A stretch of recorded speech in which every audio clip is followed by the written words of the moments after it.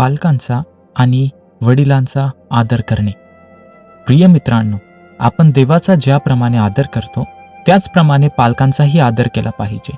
आपण कधी आणि कुठे जन्माला यावे आणि कोणत्या पालकांद्वारे आपण जन्म घ्यावा हे देवाने आधीच ठरवले आहे.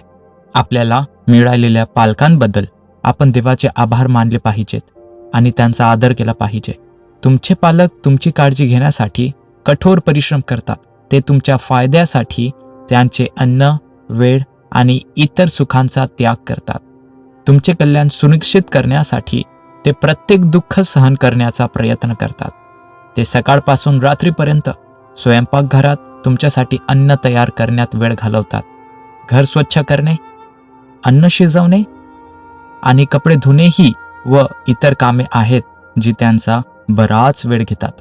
कधीकधी आई सर्वांनी खाल्ल्यानंतरच अन्न खाते, पालक सर्वांनी झोपल्यानंतरच झोपतात आणि सर्वांनी जागे होण्यापूर्वीच जागे होतात.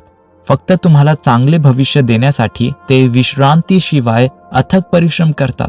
पण आजच्या समाजात आपण पाहतो की वृद्ध पालक अनेक मुलांसाठी ओझे बनत आहेत. त्यांच्याकडे त्यांची काळजी घेण्यासाठी वेळ नसल्यामुळे ते त्यांना वृद्धाश्रमात पाठवतात. ज्या पालकांनी तुम्हाला जन्म दिला ते तुमच्या प्रेम आणि काळजीला पात्र आहेत. त्यांच्यावर प्रेम करण्याची आणि त्यांची काळजी घेण्याची जबाबदारी गंभीरपणे घ्या. जर त्यांनी त्यांचे संपूर्ण आयुष्य तुमच्यासाठी दिले असेल तर तुम्ही त्यांना तुमचा वेळ देण्याचे ऋणी आहात.